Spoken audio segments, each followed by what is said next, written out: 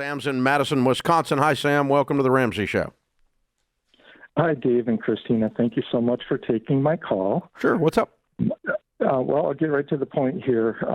My mother is 82 years old. Give you a little background on her. She's a person who likes to have a lot of control. She's been a good saver. She has no tolerance for risk. She worries too much about taxes and government.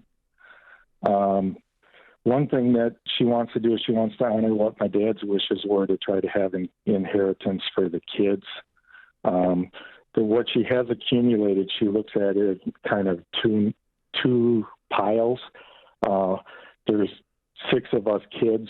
One is disabled. So she's set aside money separately for her. And she's done a really good job at saving, but really has invested next to nothing. How much money does she have? Round numbers, about $450,000. Ooh, okay. Okay. She's got the only thing that she really has that's invested is an annuity, which I think was my dad's retirement. That what's she living on? Social Security. So she doesn't touch this money. She's been drawing down on that account because literally you wouldn't believe the cash situation, but it's basically in savings accounts, or she literally has $100,000 in her safety deposit box. Okay, that wasn't what I asked. Is she living on Social Security? You said no. She's drawing down on the money. Well, yeah, she's living on Social Security, yes, but she also is drawing on that money because in her mind, if there's money in like that annuity, it's going to go to taxes when she dies and stuff. And I said, where does the money go when she draws it? Into the safe deposit box? She takes it in cash, and she takes it in cash and stuffs it away. Okay, so she actually is meeting her monthly needs with Social Security, and the rest of this is paranoid gyrations. It is, yeah. Okay. And between that, my sister still lives with her. She's been with her. What's the nature of your sister's disability? She's got both some physical and cognitive disabilities. I'd say, she's cognitively about like what a 6th grader might be. So she will not be taking care of herself. Okay. Now, so what overall is your question? How can we help? Well, my mom's concerned that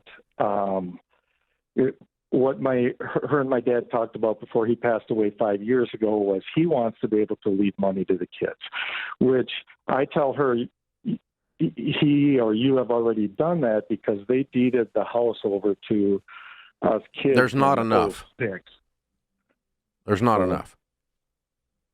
I'm not sure what you mean. There's not enough money to leave the kids. The disabled child is going to need the $450,000. The rest of you aren't going to get anything. Yes, and what her will, how she's got her will wrote up, is that she has 1/6 going to 4 of my siblings, and then 1/3 going to me. And it's always been the understanding that that's not enough. Half of what I'm getting is going to go towards being able to supplement my sister's care. Yeah, it's not enough because your sister's care is going to take more than that.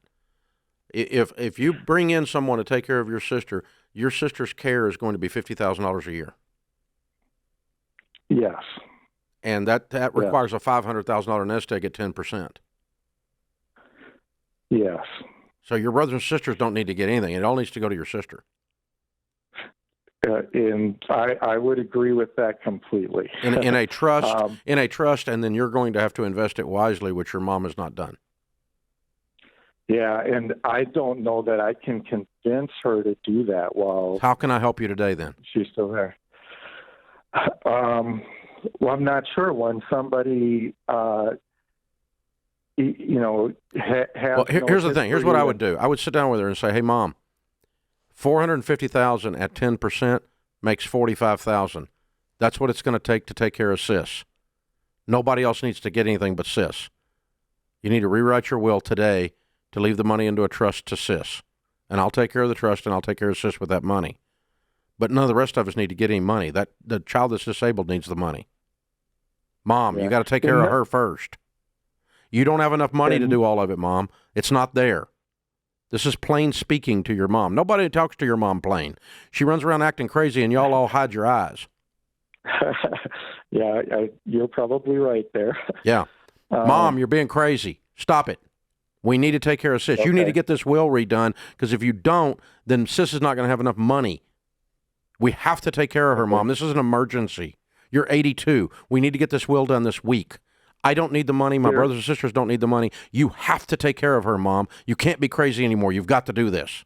This is what it needs to sound like. You've got to be very piercing and kind, not yell at her, but you have to, dancing around the way you have with me on the phone is what you do with her, and you've got to stop that.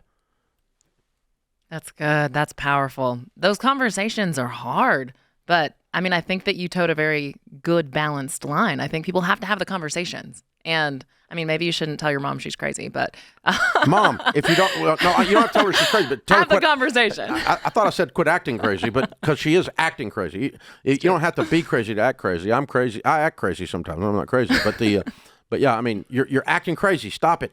It's not working. This is putting money in a safe deposit box. Come on. Seriously. Watching the dadgum news too much, your conspiracy theory breath. Oh, my God, the world's caving in, and Trump's fault or Biden's fault or whatever. The aliens are coming, and oh, my God, the safe deposit box is not going to protect you from any of that. And then getting that money out of that safe deposit box when she dies may be a real chore legally. Ooh. And that dadgum money's trapped in there. This is a horrible plan. And the reason you got to raise the pitch up is there's a disabled person who's counting on this money. It's for them that we're fighting. Yes. That's so good. And I mean, in that situation, like the mom is probably convinced herself that she is right. And I think it's going to take one of those very straightforward conversations. Two before. Or that.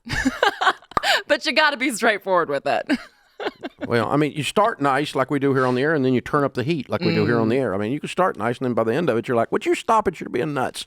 And just, you got to guess, seriously, you got, yeah. The thing is, this has been going on for a long time. And so piercing through this behavior, this fog of weirdness is going to take a little bit of effort. And he can do it. He can do it.